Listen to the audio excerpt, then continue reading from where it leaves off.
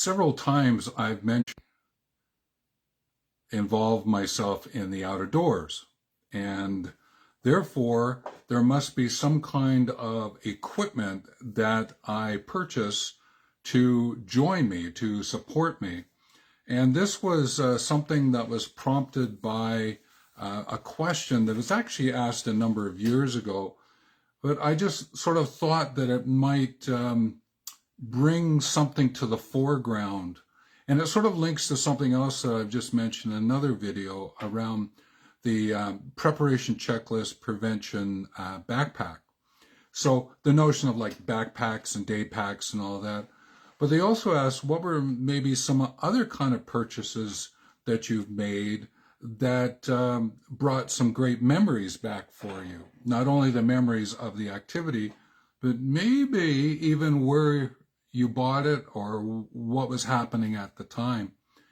And I thought of three that I wanted to share with you today. So I have written some notes because I wanted to get some of the dates correct and all that as well. So the first one, I'm going to go back to the 1970s, and it was the late 70s, and I was in Australia, and I decided to buy a dirt bike because I always wanted one, and I had gotten my motorcycle license prior to leaving Canada. Not that I was going to necessarily get a motorcycle out and travel. I just thought that it might be handy at some point in time, so I thought that I would get it.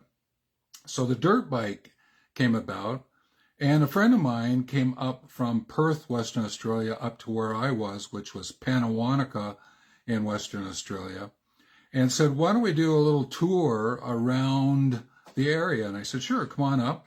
And he did, and he actually brought in a girlfriend with him, a companion, and they drove up about 1,000 miles, I think, on one single sort of, I would say it's the next level dirt bike.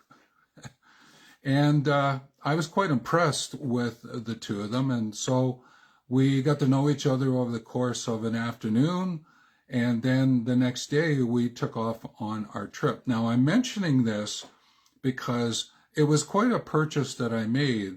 I made it prior to them coming along because I wanted to just tour around the town site, and we were in the outback, so it was a great place to sort of get a playtime in the outdoors, a little different than playing basketball or cricket or any of the other kind of activities. So I got the dirt bike. Now, what I really wanted to share with you was this memory, is that when we took off, I had the extra jerry can on top of the gas tank between my legs. Now you got to appreciate, not tied onto the back or anything. It was actually harnessed on top of the gas tank, and it was right in front of me. Now, when I think about that now, I sort of go, is that how I would have organized it? I probably would have got myself a little better organized to be able to take that trip. Nothing happened, okay. And I just remember it fondly now by bringing this sort of story to you. It just reminded me, if I go back to the preparation checklist and the prevention backpack, there are some holes in that decision back then that I would certainly fill in nowadays life and world. So that was my dirt bike 1970s in Australia story. The next one I wanted to bring to your attention was in the early 2000s. I made a trip to Hong Kong. It was for work, and I was going to do some leadership development work in China. And we were in Hong Kong. I was with a business associate, and he took me down to the local markets. He knew the area quite well. And for some reason, I bought a walking stick. It was one of those telescopic ones, metal, and it looked like it was a really great price, and I bought it. Now, what was I thinking at the time? It's not that I was going to use it. I was thinking, well, I'll just bring it home with me as sort of a gift to myself. Okay. But what's amazing is I'm still using it 20 some years later. That's the connection. That's the beauty of this story connection that I can share with you. And it has certainly seen some better days. It's really scuffed up and all that. It has saved saved me from falling a couple of times. And a couple of weeks ago, actually, it lessened a fall. What happened was I tripped up on my bootlaces walking the dog, and I actually, as I was falling forward, my hand slid down the column of the shaft of the walking stick and lessened the fall into the ground.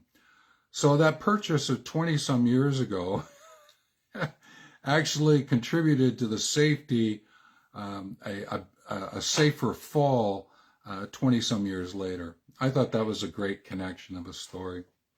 Now, the other one that I wanted to share with you is, and again in the 2000s, more in the middle of 2000s, I bought a 16-foot Langford canoe.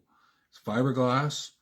It weighed about 42 pounds. It was a single, and I had it outfitted so that I could just paddle it by myself and do some canoe tripping.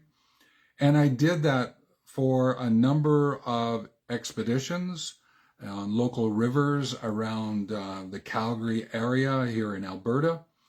And I enjoyed myself in so many different ways. But it was later in the 2010s, it's sort of the middle, that I decided to go into a life of the digital nomad, the gray digital nomad.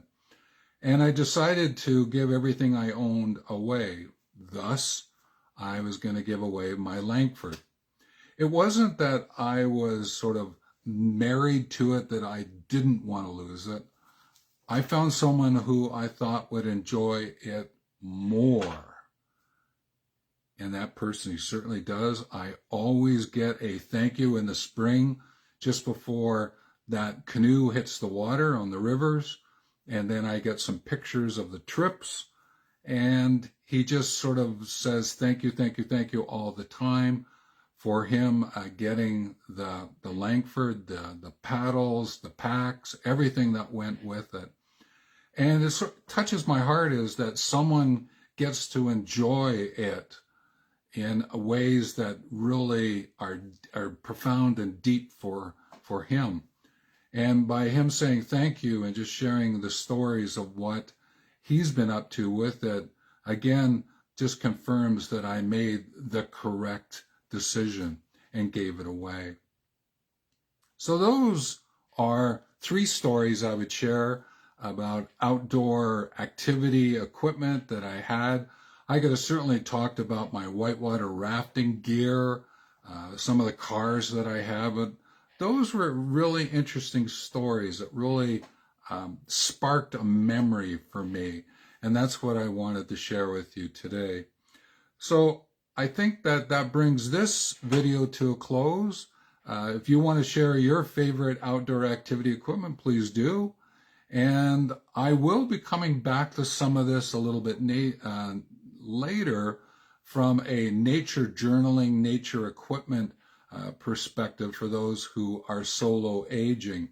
I think there's still a lot that we can do. Thus, I have that walking stick. I do a lot of walking. And to be able to have that correct equipment with you, let's have some chats about that and see where we go with it. So with that, I just wish you the best and take care.